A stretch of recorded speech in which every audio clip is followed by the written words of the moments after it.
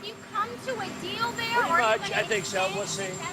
I've dealt with the Prime Minister, have a good relationship. And yeah, we have to take care of our farmers. The farmers are very important to me. And the deal with Canada is moving along, and we should be able to have a deal with Canada. We're also starting on a new deal with Mexico. A much better deal for the United States. I only make good deals. Hours from Trump's midnight deadline.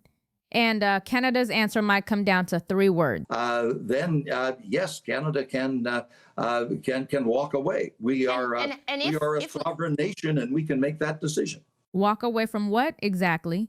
And could Canada really pull the trigger before midnight? Right now, and we could be really into the final hours of what is essentially free trade with the United States, because wherever this lands, Karina, it seems utterly clear there's going to be some baseline level of tariff time. If these negotiations succeed, they're going to be agreed to tariffs, not imposed tariffs. Now, that may be a distinction without a difference, given the nature of the U.S. administration that Mark Carney and his people are up against. But you're going to end up with a trade arrangement that is worse than the trade arrangement we've had for decades. And so this is what Canada would be walking away from or signing. And the numbers are brutal. These industries, like you look at auto, the 15% headline number that we hear, that can be reduced to an effective rate of about 7.5% of a tariff if the content of the car is about 50%. There's a push to have Canadian-made parts, increase, so it would reduce it even further. But as Flavio Volpe said today, like the profit margins are like 6%. Yeah. So you put a tariff bigger than the profit margin. That's the pill Ontario's auto towns are being asked to swallow. Has been his trump card in all of this because it's the biggest bulk buyer of alcohol in the world. And essentially what's been put on the table for the Premier of Ontario to consider is putting American booze back on the shelves, beginning to buy U.S. liquor products again, in return for an agreement that imposes a baseline of tariffs on the auto sector and on the steel. Give up the boycott, accept the tariffs. So why not just walk? Canada's perspective, we have those 3 fundamental objectives. Number 1, avoid the 50% extra tariff burden that would be imposed if there is no deal. Secondly, reduce the tariff burden that already exists as much as it is possible to do that, given the predilections of the current U.S. administration. And then thirdly, for the long term, get that path forward to preserve and to strengthen the CUSMA, the Canada-U.S.-Mexico agreement, because that is the avenue that ultimately provides us. Here's the part both sides bury.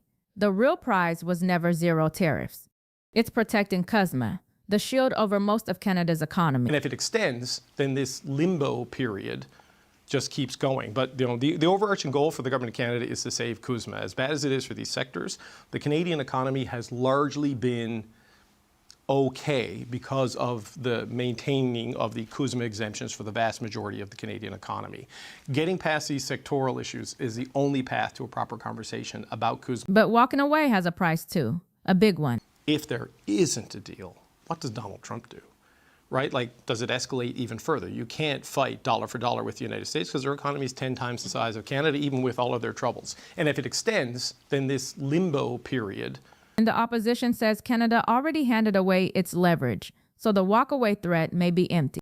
What we have seen instead is a year and a half of concession after concession after concession of getting nothing, after concession, and now the Prime Minister is negotiating as a one-man band because he hasn't been consulting with Parliament, he hasn't been consulting with the opposition, he hasn't been bringing the premiers aboard. Fair hit, but the interviewer pushed back and it landed. Thanks for having me. So you heard there, and you well know your party's position.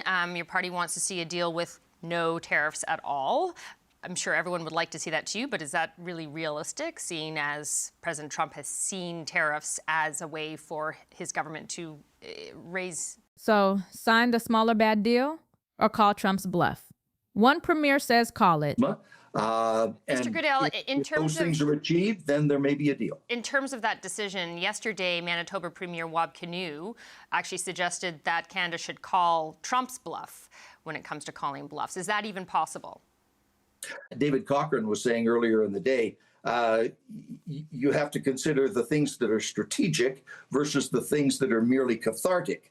the catharsis may make you feel better for a little while, but the best strategic decision. And the truth right now, there is no signed deal, just a 3-day pause, a midnight clock, and Canada weighing whether this is a win worth taking.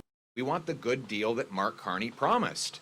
Remember, he said that his entire election campaign was about elbows up, don't accept a bad deal.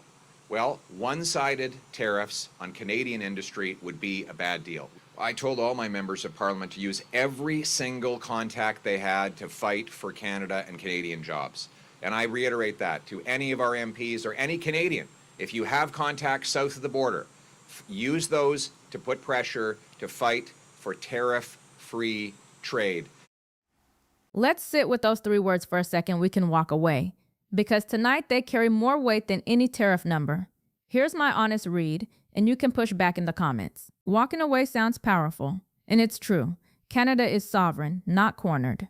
But let's be real with each other. An economy 1/10 the size can't trade blows dollar for dollar forever.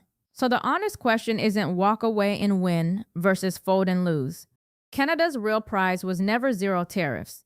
It was protecting CUSMA, the shield over most of this economy. If Ottawa accepts some baseline tariff to keep that shield intact, that isn't surrender. That's choosing the strategic over the cathartic. Exactly like Goodale said. But the critics aren't wrong either. A 1.5 years of talks has to buy more than a photo op. And the government owes Windsor and Hamilton a straight answer, not a victory lap. If you're worried about your job tonight, that worry is legitimate and no press release should paper over it. My prediction, some baseline tariff is coming. Full free trade isn't walking back through that door tonight. And the real fight becomes whether Canada finally builds enough at home to stop being this exposed next time. So tell me honestly, if you were in that room at midnight, would you sign the smaller bad deal to save CUSMA or walk away and gamble? I read every comment.